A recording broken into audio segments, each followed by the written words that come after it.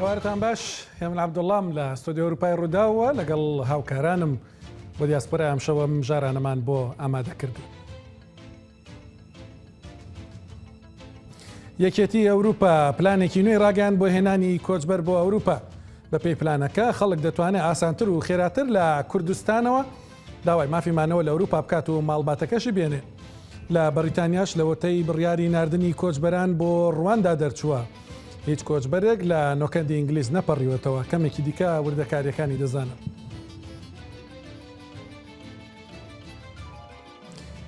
ئەمشەو لە دیاسپۆرا سەیران پاپۆ دەناسن، کچێکی کوردی جززیری کە دەیەوێت بگاتە پەرلەمانی هەرێمی شلەسڤیک هۆڵشتاینی ئەڵمانیا. لەو هەرێمە کوردی زۆر دەژین و ئەمشەو باسیەوە دەکەن کە ڕایان لەسەر هەڵبژاردنەکانی هەرێمەکەیان چییە؟ اینجا ئەندازیارێکی ئەفرینی دەناسن کە ماوەیەکی زۆر نییە لە ئەڵمانیایە و کاری گەورە و نوێی کردووە لە بواری وزەی نوێکراوەدا. جیهاد ئەحمەد لە هەرێمی زاکسنی ئەڵمانیاوە هاتووە و لە ستۆدیۆ میوانی دیاسپۆرا. دوای ئەویش ئەکتەرێکی کورد میوانمانە کە ئەمساڵ بۆتە مستەر ستایلی فینلەند.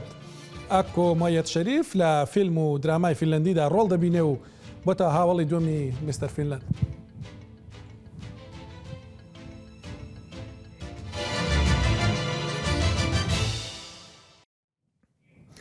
ئەم هەفتەیە یەکێتی ئەوروپا پلانێکی نوێی بۆ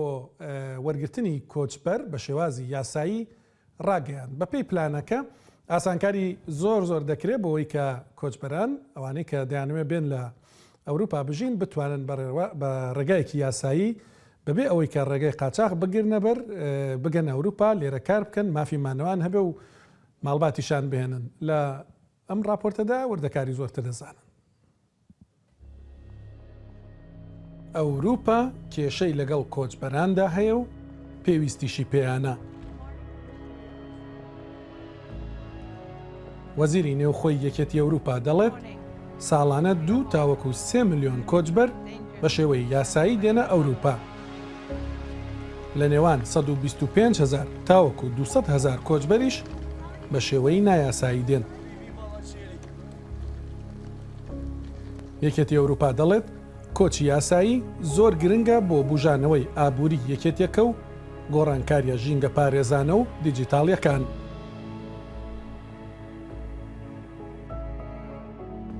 بۆیە بە پێی پلانێکی نوێی یەکێتیەکە دەبێ هاتنی یاسایی بۆ ئەوروپا هێندە ئاسان بکرێت کە پێویست بە کۆچی یاسایی نەمێنێ.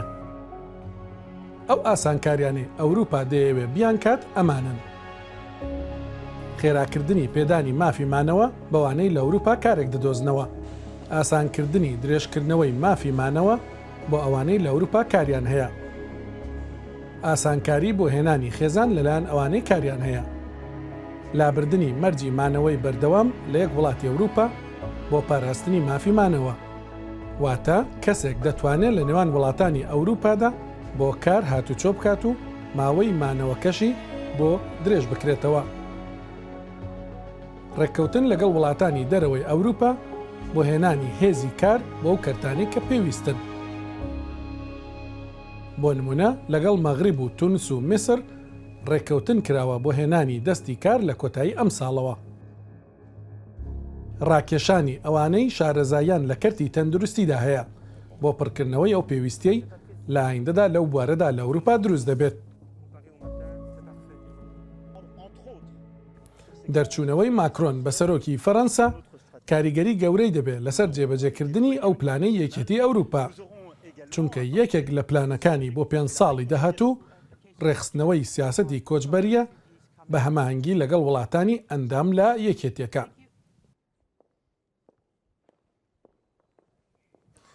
ئەمە لە یەکێتی ئەوروپا بوو. بەریتانیا کە دەزانن تا ماوەیەک پێشەستا ئەندام بوو لە یەکێتی ئەوروپا، پەیڕەوی سیاسەتی کۆچبەری لە یەکێتی ئەوروپای دەکرد، بەڵام دوای برێگزت، دوای دەرچوونیان لە یەکێتی ئەوروپا سیاسەتێکی سەر بەخۆیان هەیە. لە ماوەی ڕابردوودا لە هەفتەکانی ڕابردوودا لە دیاسپۆرا ڕووماڵیەوەمان کردکە چۆن حکوومەتی بەریتانیا ڕێککەوتنی کردووە لەگەڵ ڕواندا بۆی کە کۆچبەران ئەو کۆچبەرانی لە نۆکەندی ئینگلیزەوە لە ڕێگەی ئاوە کە زۆریشیان کۆچبەری کوردن بنێرێت بۆ ڕواندا لەوێ پرۆسەی بڵین داواکردنی مافی پەنابەریان لێی بکۆڵ درێتەوە و ئەگەر پێویستی کرد هەر لەوێ بهێڵدرێنەوە مافی کۆچبەریان بدرێتێ یانیش ڕەوانەیە وڵاتانە بکرێنەوە کە لێوە هاتوون بەپێی ئەو داتانی کە وەزارەتی ناوخۆی بەریتانیا بڵاوی کردوتەوە لە دەڕۆژی ڕابردوودا واتە لە 19 مانگی چوارەوە تاوکو ئێستا هیچ کۆچبەرێک لە نۆکەندی ئینگلیس نەپەڕیوەتەوە لە کاتێکدا کە جاران 263 کۆچبەر لە ڕۆژێکدا پەڕوونەتەوە چوونەتە ئەوبەر بڕیارەکە ئەوەیە کە لە سەرەتای ئەم ساڵەوە هەر کۆچبەرێک لە ڕێگەی ئاویەوە گەیشتێتە بەریتانیا بە شێوازی نایاسایی ڕەوانەی ڕواندا بکرێت هەروەها پاراستنی سنوورە ئاویەکانی بەریتانیاش ئێستا دراوەتە هێزی دەریایی بەریتانیا لە نێوەی بەریتانیا ئەمە وەکو سەرکەوتنێکی گەورە بۆ حکوومەتی ئێستایی بەریتانیا حکوومەتی بۆریس جۆنسن لێک دەدرێتەوە وا پیشان دەدرێت کە ئەمە نیشانەیەوەیە کە لە مەسلەی ڕێگەگرتن لە کۆچی نایاسایی لە ڕێگەی نۆکەندی سوێسەوە نۆکەندی ئینگلیزەوە لە فەڕەنساوە ڕێوشێنی واگیراوتە بەر کە و ڕێگایی تر لە مەودادا دەخرێت بەڵام زۆر لایەن لە نێو بەریتانیا بە تایبەتیش ئۆپۆزیسیۆن ڕخنەی توندیان لە بڕیارەکە هەیە هەروەها پیاوانی ئاینیش بڕیارەکە ڕەت دەکەنەوە ئەمە لە بەریتانیا و لە ئەوروپا بوو لە مژاری کۆچبەریەوە دەچمە سەر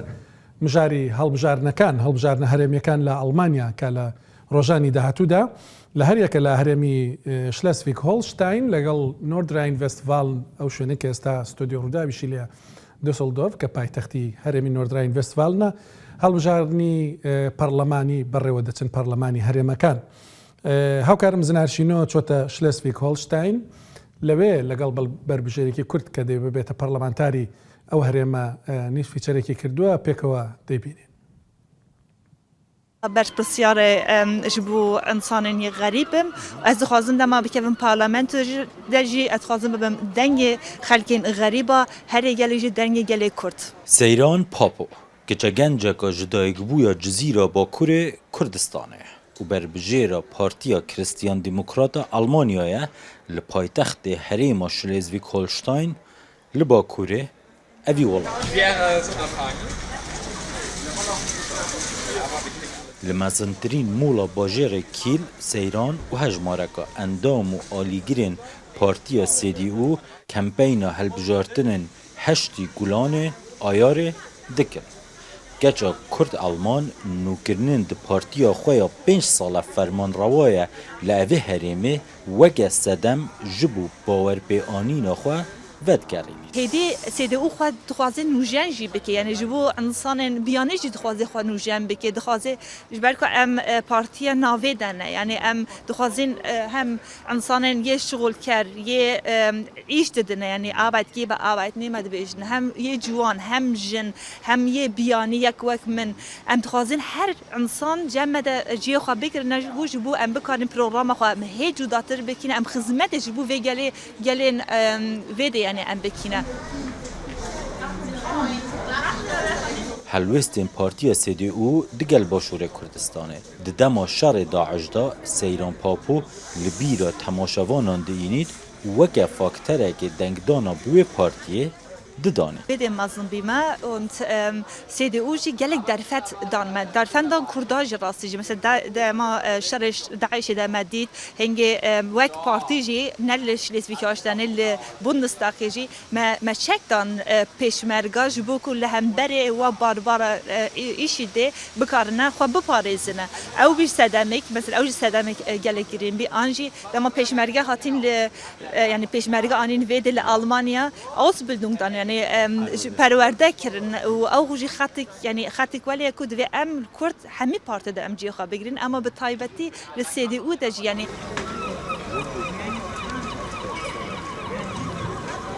Taxê Gardin yê biyanî nişîn yek ji herêmên bazineyê Rojhilatê Kîl e ku Seyran berbijêra waye û ew dixwazît zimanê dayîkê ji bo Kurda û zimanê dayîkê biyaniyên din bi fermî li qutabxaneyên dewletê bihête xwandin û hînkirin.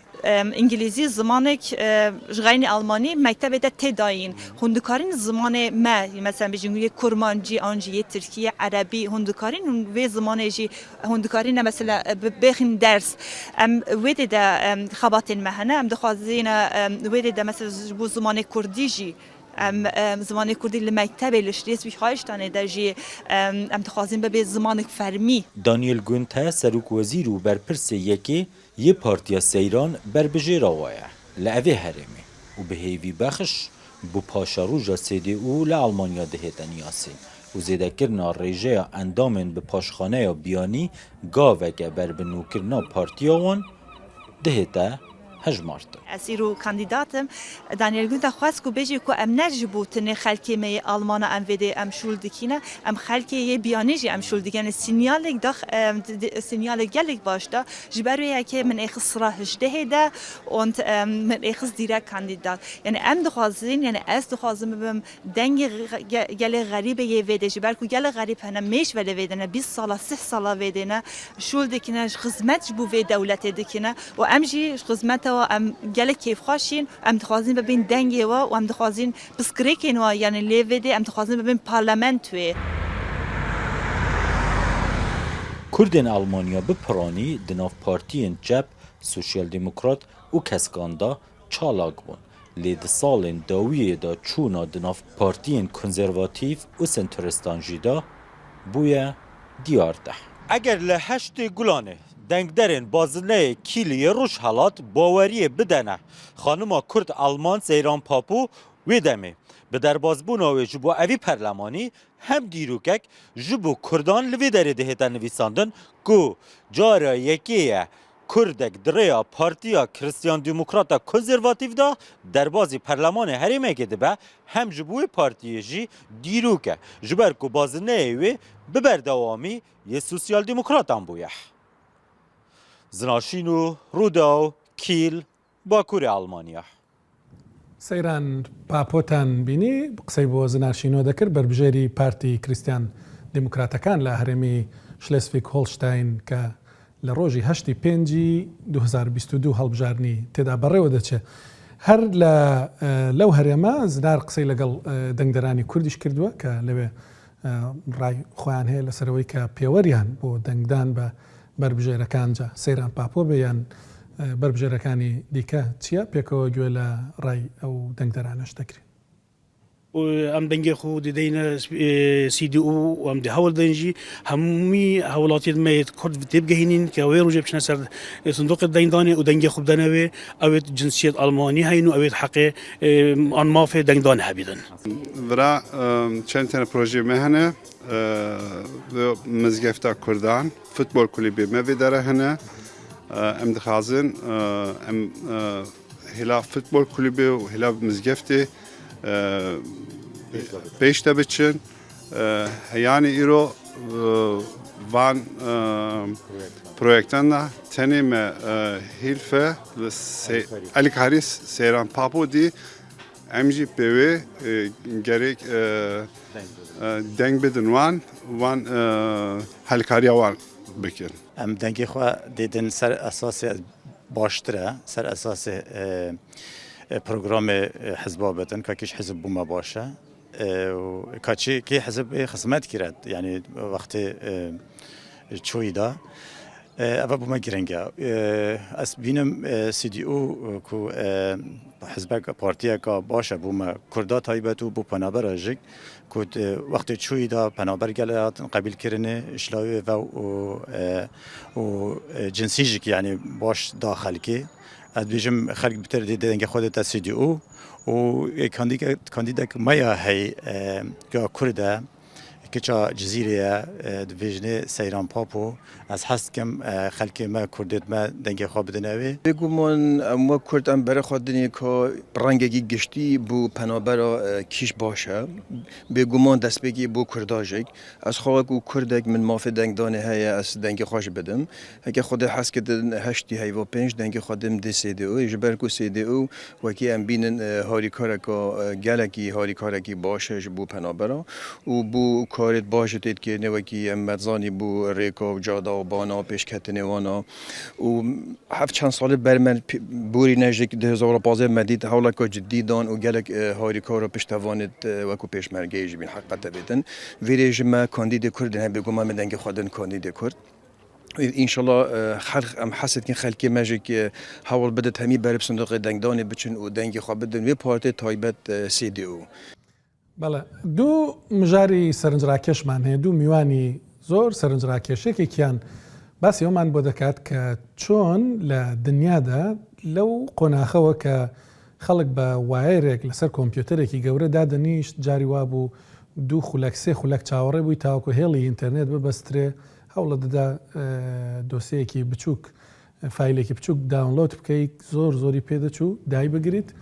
بەڵام ئێستا وای لێ هاتووە بە یەک چرکە دەتوانی ئەوەی کە دەتەوێت دای بگری کاریگەری تەکنەلۆژیایەکی نوێ ناوی فایبەر ئۆپتیکە لەسەر ژیانی ئێمە لەسەر ژیانی مرۆڤایەتی چییە و چۆن کوردێک لێرە لە ئەڵمانیا کوردێکی ئافرینی توانیوێتی لەو بوارەدا شوێنی خۆی بکاتەوە لە ئەڵمانیایە کە ماوەیەکی زۆر کەمە ئەو تەکنۆلۆژیا تێدا پەرەی پێدەدرێ ئەو بۆتەوە کەسێک کە سەرپەرشی پرۆژەکان دەکات دوای ئەوەش کوردێک دەناسن کە لە فینلەندا ڕوخسارێکی ناسراوە هەمووکو ئەکتەر و ئەم ساڵش بوو بە مستەر ستایل ئەو کەسەیە کە لە نێو فینلەندەکاندا وەکو مستەر ستایل هەڵبژێر درراوە لێرە لە ستودیۆ میوان دەبێت لە فینلەنداوە هاتووە بەڵام پێشتر ناوبڕێک وەردەگرین.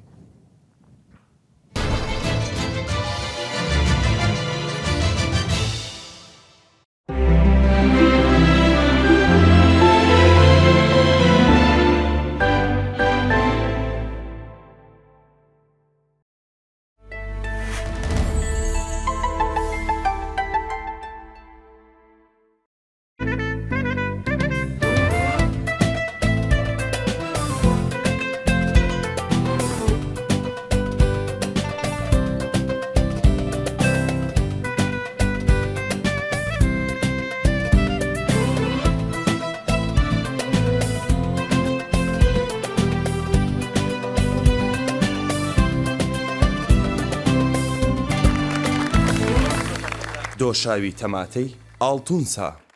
ئێمەی خانمان بە ئاسانی لەگەڵ ئاهەنگی ژیان خۆمان ناگونجێنین بەڵام لە هەندێک بارودۆختە متمانە هەموو شتێکە لە کۆتاییدا سانتێکەم دۆزیەوە کە دەتوانین متمانەی پێ بکەین چینە نەرمەکەی ڕووسەرەوە کە بە تەکنۆلۆژیای کۆنپیلێدی پێشخراوە بە درێژەی ڕۆژە سوودەی دەدات کۆنپیلێدی بە داهێنانی چینێکی مژەنەری تایبەت شلاقەتیز دەکات و ڕێگری لە بۆنەکان دەکات کۆنپیلێدی بە باڵەشلەکانی لەگەڵشتان بە تەواوەتی هەماهنگ دەبێت کۆنفیلەیدی چونکە متمانە گرینگە.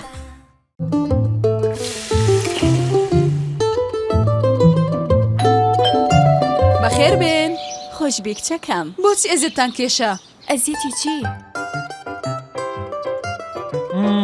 دایکەوە دیسان چی دروست کردووە؟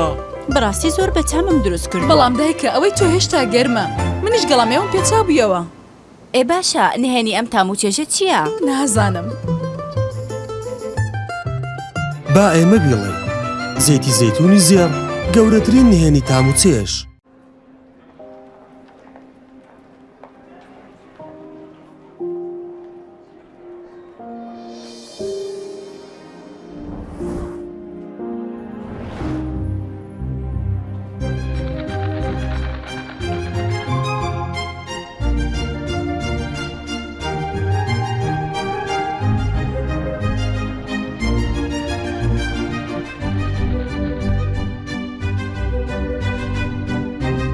هەر شوێنێک بیت ماڵەکەت ئەو شوێنەیە کە دڵت تێیدا خۆشە بولڤارد بەرجەستەکردنی ماڵە دڵخوازەکەتە بولڤارد ماڵەکەتە لە هەولێر و ناونیشانتە لە هەموو جیهان لە ناوجەرگەی هەولێردا ناونیشانی ماڵەکەت خۆی دەدوێت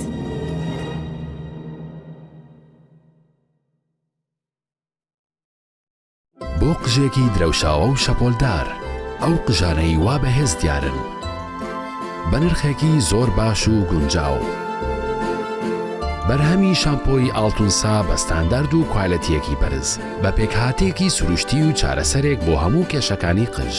شامپۆی لیلوز ئێستا لە هەموو مارکێت و بنکەکانی فرۆشتن بەردەستە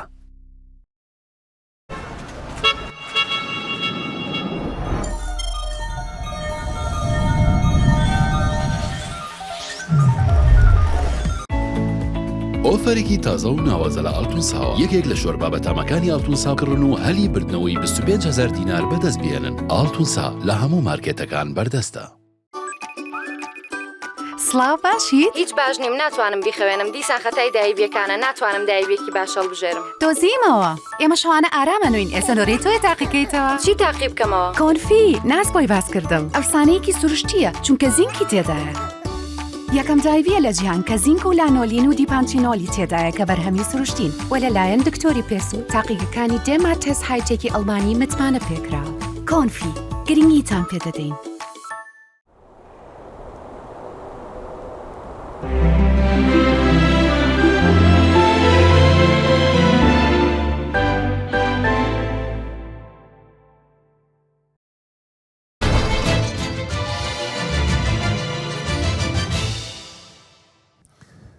زانستێکە دەمێکە هەیە لە پەنجاکانەوە بەیاخی پێدراوە پەرەی پێدراوە لە حەفتاکان زۆر فراوان بووە بەڵام ئێستا وردەوردە لە وڵاتانی دنیادا وەکو دەڵە باەخەکەی زۆر گەورەتر دەبێت.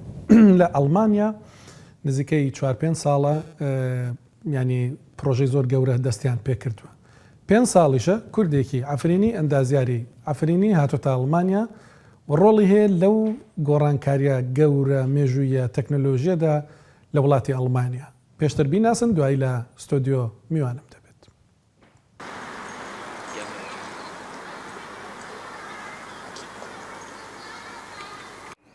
ناوێ me Cihad Ahmed ez ji bajarê Efrînê me ji avayê Kurdistanê Sûrê ji gundê Meydankê.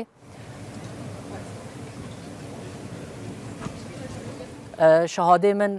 ماجستير di hendest kompyûter û îtîsalat daye. Ez mühendis min muxtas di Elyaf Dawiya da di şirketê MRK Media AG da kar dikim. Ez 7 sal li Almanya me. û hîrû ez dibim mêvan li ser bernamayê diaspora di televizyonê Radaw da heger em servê temê zêde denkin. کاک جاد ئەحمەد تو گەلێکی بخێراتی 7 ساڵن لە ئەڵمانیا نە 5 ساڵ لێ تو 5 ساڵە کار دکینە دوێ وەکیل بێژن دوێ بیاێدە ئەگەم موسا بێژن فایبەر ئۆپتیک عرب دەبێژن ئەلیاف ضەوئیە کورمانجی من گەلک هەوڵدا کابزانم چ دبێژنێ تشتێکی نێزی دەبێژنێ مویکا ڕۆناهی مویک یعنی وەکی مویەکێنە و ڕووناهی ژێ دەردکەون دەماکو ئەم وەکی دەبێژن فایبەر ئۆپتیک دەبیستین ئەم ببوورە ئەم دەفکرین مەسەلا ئینتەرنێتێ چونکی مە بیستێت دەبێژن ئینتەرنێتاوی فایبەر ئۆپتیکە گەلێکی لەس کار دەکە ڕاستیژی وسایەتنە یا ئینتەرنێتە یا ئەنجی زانستەکە فراوانترە ئەو بخۆدێ دەستپێکی ڕوژباش ڕۆدا و ڕوژباش وەڕە بخۆدێ فایبەر ئۆپتیک بخۆ تەکنۆلۆژیۆک عجارە نودۆکەتیە ئەرێ ji salê 1956 da heye em kanin bibin salê 1970 da telefûnê teviyekê çêbûye derekê fayber optik ra pê hat deyinkirin lê fayber optik ciyê xwe negirt heta berî vê bi çend sala سر مجالی انه مثلا ام ببین داکاوی ناو ملت داکاوی مالا داکاوی هر تشتکی نها فایبر اوپتیک امکانم ببین تشتکی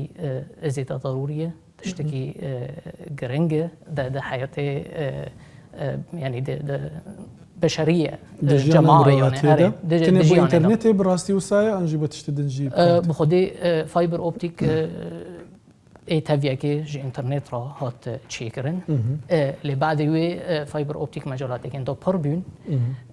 كانت مجال طبي مجال عمليات جراحية يعني نرويهرو عمليات برشي دبن تشتن هاي تختار نكونه بتشعفي خو ببينه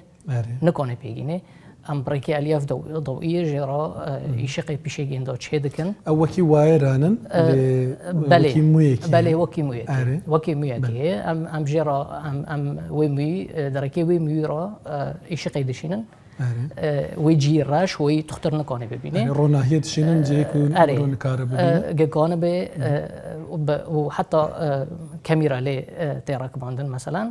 بويتوني كاميرا اللي مويه تيراك هو الدرفو تيراك باندن معناه بريكي يشقي وي سورتي ويجي راش خويناته يشغبك وسورته كاميرا رابشينه وبالتالي تختار دبينه فتختار زونه مثلا وظائف ناخوشي شونايه تشخيصي جندو شونايه كجان عملات جرا لازمه هاف بو البزيشكيه بو انترنت ما قلت انترنت جي قالك بلاستر دبا بله تشتكي دن هيك وفايبر اوبتيك تدا بكاراني هو بخدي فايبر اوبتيك نوكو دو وقت حالي دو مساله استئصال او كتل سرطانيه بله مجال الرئه مجال اندن مثلا مجال البروستات مثلا او نخوشيانه بله تي بر جرا استخدام دكن يعني ومجال طبعا مجال عسكري دو فايبر اوبتيك تي استعمال كرن لانه فايبر اوبتيك كونه داتا بشكل كي بر ضخم وبشكل كي بر سريع بشينه زانيريان بشينه بله فلذلك فايبر اوبتيك ده مجال عسكري دوتي او كرن يعني انه كام كونن داينكن ام دبين سر مجال مدني مثلا فايبر اوبتيك جيشتي 21 جيجا 21 جيجا داونلود كونه 21 جيجا بايت ثانيه كده بله اري ده مجال عسكري دو جوي بالانتره بله مجال اقمار صناعيه دو بله مجال تلفزيون دو تشتكي بار مهمه دكافي شما غرينغا بو تلفزيون بو تلفزيون نوكو نوها رويهرو ام دبينن تلفزيون نوكو حردره شاشه مازن دبن حردره صورت دقه تدو شي دبي نوكو گشتي 8K يعني 8K 4K مثلا هاف داتايو جرانه جي انترنت كي بر قوات لازمه هاگر هبه روداو نوكو 4K بس دكي جفر ايكي در كافي قمري صناعي فايبر اوبتيك ام دشين يعني فايبر اوبتيك جرى لازم دا مروف ببينه دا بله بيت شاندن دا سالن بينجيان دا فايبر اوبتيك هبويا لتازه لالمانيا تقوت من بري برنامج تقول اف 4 سال 5 سال تبكاراني المانيا كود التكنولوجيا دا قالك جي بيشكتي تشما وصار درنك تشما بكار نتات هو بخدي مشكله المانيا بشكل يعني بشكل كي خاص عندنا كان مشكلات سياسيه بي بريقه مشكلات تقنيه بي بله تيليكوم وكي امزانن شركه هاري مازن بري شركه هاري مازن وسهمي حكومه تدو هنا طبعا برنا هاو شركته مسيطر بيصير سوكي اتصالاته يعني وشركته تحكم ذكر بله ومستشاري المانيا اي بري في اتش ار بري ميركل هاو خدي تيليكوم يعني وكي صداقه نوف بري كندهابي ودراسه كرن اعتماد كرن جو امي خاطت خو ونحاسي شنو ام فايبر اوبتيك تينن امي خاطت نحاسي تجديد كن رينوفيرن كن او وايرن كو امناست كن بله مس اري جو امي وانا نكرن لي فايبر اوبتيك نيب كاراني اري جو امي وانا تجديد كن امي سرعات راكن كما ارزان تربو انجي هاونو جو ارزان تربو مساله اقتصاد يعني او كرن وتشيكي مساله سياساتيكاته ويدارنا لي بالي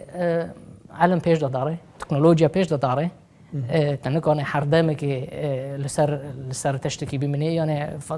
مجال خطوط نحاسيه 25 ميجا بايت جمرار هذاك 25 ميجا بايت نكونو بتشت يا انترنت يا بس زانيار انترنت اري وبر تاثير دبي يعني عوامل خارجيه سرجندو مثلا برنا مثلا تاثير حرارته هي تاثير جو هي تاثير رطوبه هي حر تشتكي نها بلا بحثي تبكين مزاني وزانس قالك جرينجا ومزاينف بيش الروشه يعني واير نامينن هيدي دبا فايبر اوبتيك هر تجيانا ما قال لك تيغوارتن وقال لك وكيد بيجن بلاستر دبا سريع تر دبا بله بري بين صالات دا سبيكر تيليكوم دا سبيكر اري ونها لشركه اكيد انكارك اكيد بيجن بحثي كاريخ ولا المانيا بك اري از بخدي دا سبيكي از بخو د مهندس بيم د شتاتليشه بروفس اكاديمي هاوجي تبع جامعه دريسدن از د مخبري اكاديميا بيشاغريا باجار دريسدن اد مخبری کامپیوتر دا مهندس بیم بله دپی برا از کاتم تلکم از دمک 3 سال تلکم دو مهندس بیم دیصد مجال الیاف ضوئیه دو فایبر اپتیک ام بین می روناهی معنی می کاروناهی اره از وردا مکار کرد مجال فایبر اپتیک دا لی پاشه از کاتم MRK میدیا آگی ناوی کمپانی چیه کنه هات تذکرت کی MRK میدیا آگی بله بله هاو بخو MRK میدیا گروپ دبن و شرکت دا 4-5 شرکت دن هنه کار دکن هر شرکت اختصاصی گنده تشتکه هنک جی تکنولوژیا معلومات چه دکن هنک جی اتصالات فایبر اوپتیک نه هنک جی إدارة معلومات إدارة عامة چه دکن و هنک جی دمجالي مواصلات دو بروژه وطنی الباجار درستنا انجي يعني الجهدنجي كاردكن نه بخو شركاتي ما تقريبا دورا 21 فرع عنده ألمانيا ده بله ولألبانيا جي جماعية لإيطاليا هي بروجيد ما هندر ألمانيا ده هنا درفي ألمانيا هنا يعني بروجي ما حتى كانوا ببيم حتى برازيل أملاكو وبروش البرازيل جي هنا بله الرولاتا دوراتا دناف شركة داتشيا دم بوار فايبر اوبتيك ده بخدي ايمن كاز مختص ده الياف ضوئيه ده جا من تجربه بر مكان هي ده مجال الياف ضوئيه سرعه عرضيه بله و مخططات ده جي مثلا بلانونج اري ام شغل جمارتين مشروع جمارتين مدن يعني باشارد مزن باشارد شوشك بلدية شوشك ام دراسات كان سرسفتح ام بيورا بلانون كي جندو ديدنن د بيورا ام بوزارات اتصال دكان ددن دستينن معناها مكونه بمخططي تنفيذي كنن للتاليه يعني تو يكي جوان كسان كو بريار دي تشوا بروجي فايبر اوبتيك بله بو باجارك به المانيا بيدانا اري بو المانيا چند سال دن بيويسن كو لازمه كو فايبر اوبتيك بلاف براستي بلاف هو بخدي از جما تمي وكي ام بلان كي ديدنن وقتي جنده هي اري لمشكلة بيروقراطي الفدري دا ألمانيا دو ديلي بلانون قد ما تمي تأجيل بن بلانت و درنت تمي أري يعني أم دبين مثلا هذا مشروع جامعة هاي دهمها جمارة جاي لازمنا قام خلاص كن هاو دهمها نو جب بش سري بيروقراطية دبن دو حيشت معها دبن دو بينج معها دبن هاج ده أري اللي بالي از كونم ببيم نها هم نها سال 2022 حتى 2025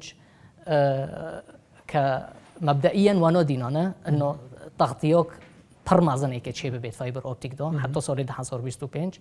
لي از باورناكم بخو باورناكم از دبيم بكشيني حتى 2006 قال لك كاس دماكو بحثي فايبر اوبتيك تكرن وصاد فكرنا 5G او يكو قالك يعني الفيجن الدنيا ده قالك لسر جا خفتنها فيوندك هي دنا برا فايبر اوبتيك و5G ده هو بخدي 5G بخو تقنية اتصالات خاصة بمجال هندي مجال موبايل يعني ابراج جندو ما تشيكرن يعني ما قالك ابراج افم في جيل فدري الالمانيا راكباندرن وما براي خاصة يعني 5G تمي او جرا لازمه فايبر اوبتيك جرا لازمه قبشاله نار وهرو ام فايبر اوبتيك ددن زبون زبون دي چی مال خدا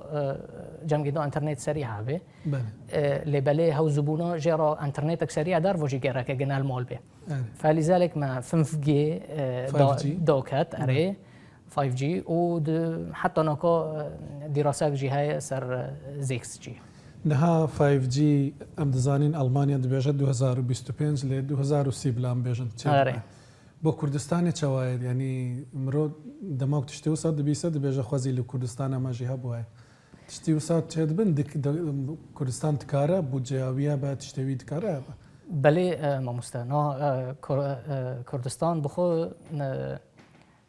دلێ مادۆیە و کوردستان ژبەری هەر تشتێکیە ژبەری هەر بۆژۆرکیە نەڕینێمە ژێرە ئەس دخوازم تەمی لە کوردستانی تشتێکی بکەم وەک چوو ئەلڤێدارێ دەکەم ژبەر وەیەکێ دخوازی پلان نینە لێ دخوازی ئەرێ ژبەر وەیەکێ ینی بەری vê دسێ هەفتە جەمە اجتماعك هەبی مدراء تنفيذيين ام اركادو از في مسألة مطرح كر يعني انه امكانه بين فايبر اوبتيك مشاريع فايبر اوبتيك ما بين شركات ما في المانيا وما بين اقليم كردستان واداره ذاتيه لروجافاي كردستان السوري اري امكانه بين تشتكي الوداري تشيكن امكانه بين تشتي ام لفر تطبيق دكن ام لوداري تطبيقا امكانيه هاي طبعا ام تطبيق والكردستان الباشوري كردستاني الهرما كردستاني مصابيجن فايبر اوبتيك هي فايبر اوبتيك بله هاي يعني هون تكارن شبكن تشتكي زيادة ترك وهون تكارن فايبر اوبتيك هاي اما مستهل لسر مجال كي تانجا نا برفرعيه بله اري وشركات ماجي هو جب ميجدا هاي يعني سر بالسرارة هاي خبرتي ما كان دوي مجالي دو يعني بر دولات بر باجر دروي ألمانيا هنا مجرى شيكر هنا مشروعات جندا جبروية كي أزدبيم هجر شركاتك وكي ام اركا دوك هذي كردستاني كجان باجاري الكردستاني بيه بر تشتكي خاش تشيكي وتشتكي يعني بيشكاتي به قالك براجر لازمن چونکە پرۆژێکی وەکی ما گوت تەکنۆلۆژیاکە نوێە لێ پەراژی دینە ئەنجی هەرتنێ مرۆ پەرا دەدە و دەچێت هەو بخۆدێ مەسەلێ پەرا بخۆ کە تشتی دەکەویێ نەکە ببێم تکێک مقارنە کە ما بين شريطي الياف ضوئيه وشريطي نحاسي الياف ضوئيه جاء ارزانتره او ارزانتره اري كبراي يعني لي بلاستيك اري لمشكله الياف ضوئيه تكلفه جندو دراسه دويه دو مخطط دويه وده تنفيذ دويه تنفيذ دوغه كي عرضي بكولن يعني تشيكي لكولين بلان دانان وجيب جيكرن بله لي ماتريال يعني تشتي ماروك بقرايه كي تكافي نا تشتي نقلكي برا اري راسته بري حفت صالحاتي المانيا تاب يعني جرق باش بكتو وكيد بيجد من دسبيك النظام تاب سورانيا من اجبج تقلك باش فهمنا كده مقولتو بجداري تشتكي قال لك تاريخي دل المانيا يعني او 5 سالن تو كاردكي و 4-5 سالن لألمانيا في جوهرتن تشيبويا جوابتو أو قاسي سريع يعني لستو كاريكو بجدار بليفر ورولاتها چونكي حف سال نقلك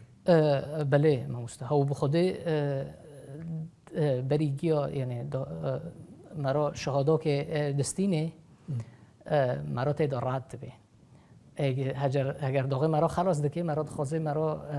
خب پیش خینه مرا خوازه تشتی عجر بعلمه از دمجال برمجی دست فتح کاتمه يعني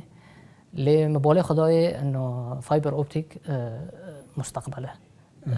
وبطيبات بروفيسور كما كرد هبي هوجي كردي لبناني نها وزير لبناني واستاذ مبي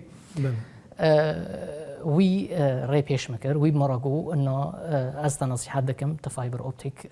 ويري كده نوفي جندا علي حميه بله اري دكتور علي حميه هوجي بروفيسور فايبر اوبتيك دو يعني اري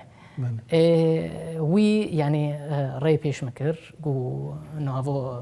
فيوتشر مستقبلا سروي اساسي مجو از دوی مجالی دا بمینم ومساكر ألمانيا جي دولتك بيشكاتية دولتك لمري أو مري أكتيفيتيت جمعين ده هاي الدقاري أري المريض خازي خو بيش خيني دقاري مخاست أجي وك ألمانا شو هاو شو دشغلن شو دكن أجي نفس وكي كن دوب يعني أجي ناكيم تربو وهاتي وسركتي براستيك وقلق سباس كاك جهاد أحمد سباستر بسپۆڕێ فایبەر ئۆپتیک مەگومی کارڕۆناهەیە خۆزی ئەوێ کۆم دەبێژن ڕاست بە ئەگەر ڕاست نەبە زمانزان هێویدارم بۆمە سەرڕاست بکەن فایبەر ئۆپتیک بە کوردی دەبەچە گەلە سپاس سپاسدار. لەڤەر بووی ساتۆش ناوبڕێک وەردەگرم کان ناوبڕنا راپۆرتێک دەبینین ڤیددیوەکی کورت لەسەر میوانی داهاتوم کاک ئاکۆ لێرە دەبێ وەکو گوتم مستەر ستایلی فینلندا لە ساڵی 2022 هەروە هاوڵی دووەمی مستەر فینلندیشە واتە قۆسترین پیاوی فینلندا بیناسن دواتر لێرە لە ستودیۆ میوان دەبێت.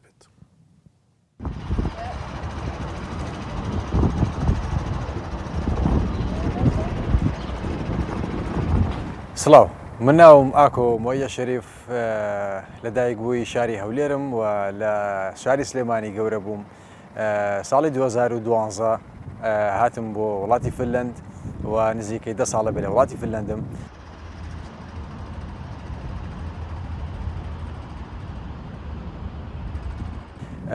لە ساڵی 2019ەوە کۆرسی کاری مۆدلینم تەواو کرد. خۆشببختانە توانیم کە سەرکەوتو بم تایدا و لە ڕێگای کاری مۆدلیشەوە توانیم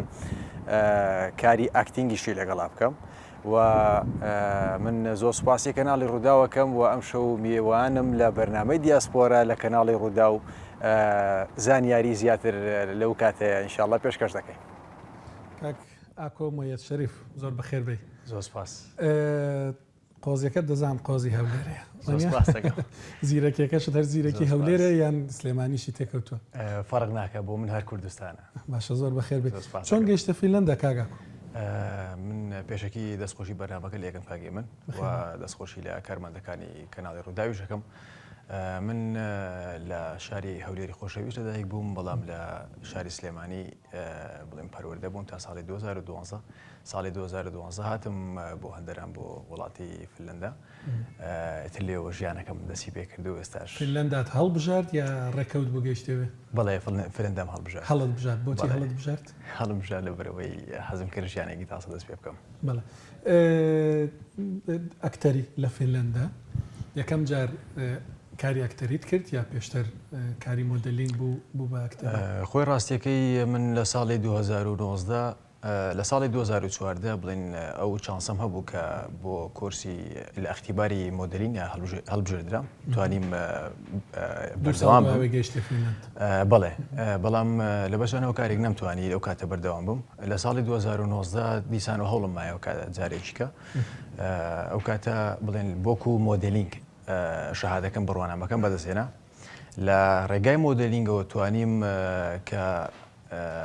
کاری ئەکتەرینگیشی لەگەڵا بکەم. بەڵێ ئەکتینگیشم لەگەڵا کرد ئیتر خۆشببختانە توانیم هەردوو ڕۆڵەکە ببینم. ڕاستە لە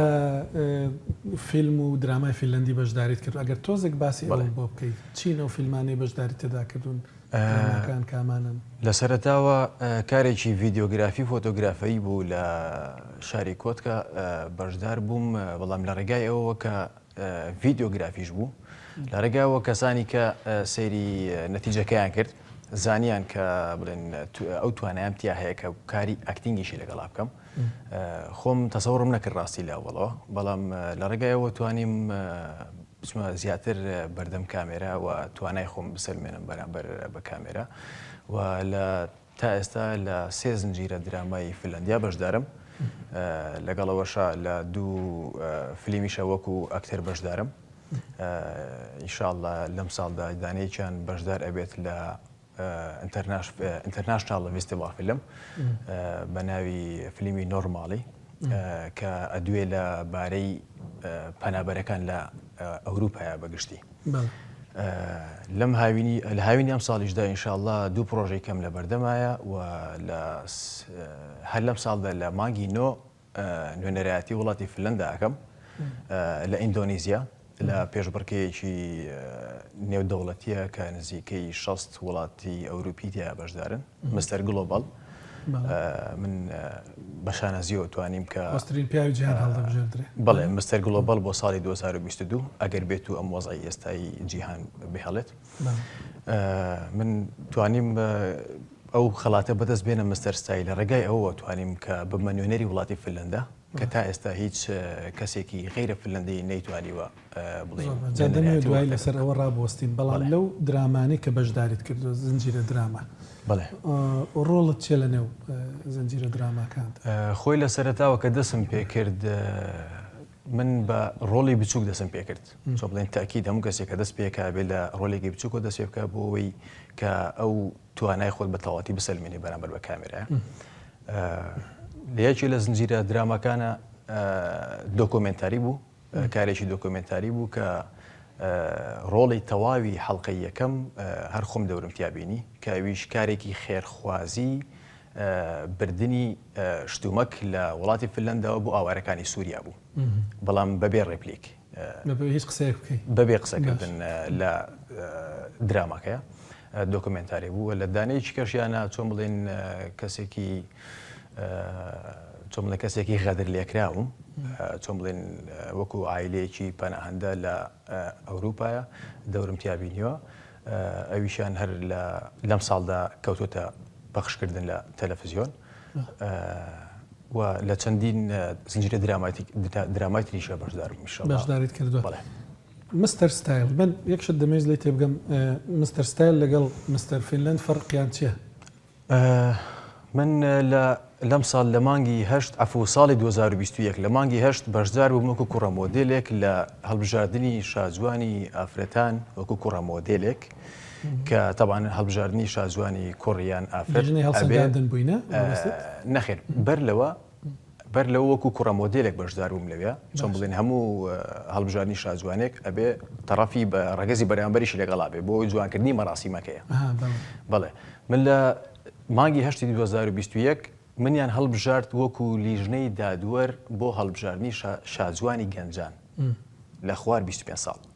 من بخۆم بەلامەوە سیر بۆ بەڕاستی بەڵام لەخوا بەسیا بتوانیم بۆ دەورەش بینم کە وەکو لیژنەی دادوەر دانیشم بۆ گەنجان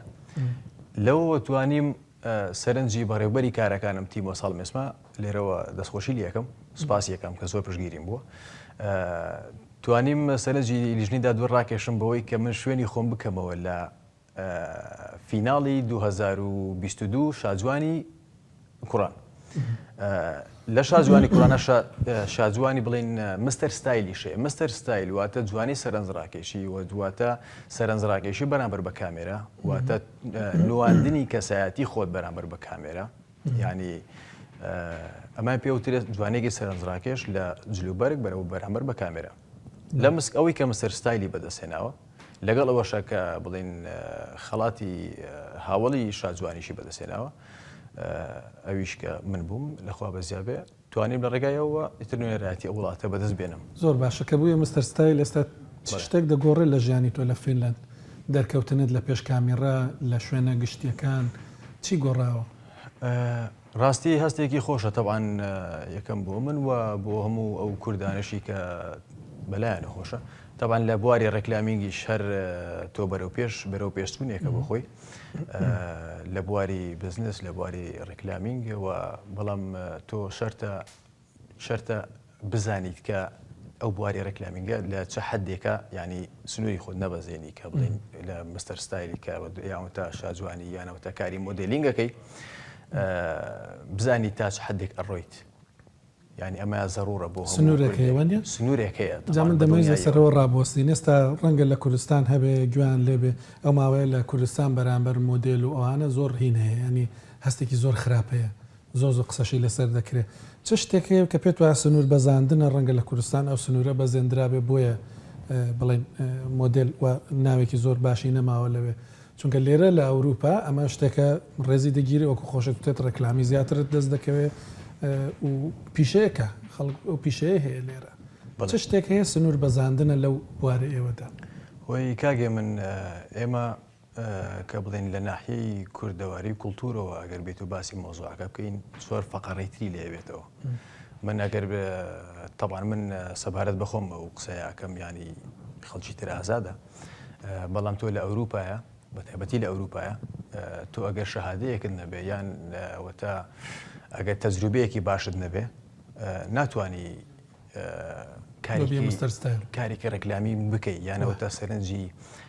دەرهێنەرەکان بۆ خۆڕاکێشی یانەوە تا کارێکی ڕێکلامی بکەیت یان ببیتە مستەر ستایل ئەبێت و تەجروبەیەکی باش هەبێت لە بەردەم کامێرەیە و خۆ نواندنیش بەرامبەر بە کامێرە خۆ نواد بەرامبەر بە کامێرە تۆ ناتوانێت زۆر زەخت لە خۆت بکەی بڵێ من ئیلا ئەو دەورەیە ئەبینم یعنی ئەبێ ئەو کەسایەتی لە تۆیە هەبێت ینی چون ئەو کەسانی کە بە کۆرسەکە ئاڕۆن بە کۆرسی مۆدلی ناڕۆن یان ئاکتینگ تەبان فێرەکرێت کابرات ینی لەوە ئاچێ و کەسە بزانێت لە کاتی خوێندنیت دەرسەکە یان کۆرسەکەیە ئەو شتە لەوە مەوجود نییە کە مەوجود نەبوو بکشێتەوە باشترە چونکە لەوە ئەچێت لە مستەقبەلە ینی سەرکەوتوو نەبێتیایە هەز دەکەیت لەمەدا هەڵەکراوە نیە لە کوردستان من نازانم لەوێنە ژیاوم ڕاستی و من زۆریش متابعی ئەو باشە مۆدیلانێوە ناکەم زۆر سپاسە دەکەم کاکۆمایەت شەریف مستەر ستایلی 2022 فینلند ئەکتەر و هاوڵی دومی خۆسترین پیاوی فینلند مناڵم شاجوان چکەس دەکەم بۆ پیاو خۆشترە زۆر سپاس کە لەگەڵم سپاس بۆ ئێوەش کە تاوەکو ئێستا لەگەڵمان بوون لە دیاسپۆرام هەفتەیە بینیتان مژاری جیاواز هەبوون بۆ هەفتەی داهاتوش ئامادەکاری کراوە مژاری دیکەمان هەن هێڵی گەرمی دیاسپۆرا لەسەر شاشەکەیە دەتوانن پەیوەندی بکەن پێیان بنێرن پەیامی دەنگی یان تێکست پێش نیاز بدەن و بەخێرایی وەڵامتان دەدەینەوە زۆر سپاسان دەکەم و پێ بەڵا بن تا هەفتەی داهاتوو.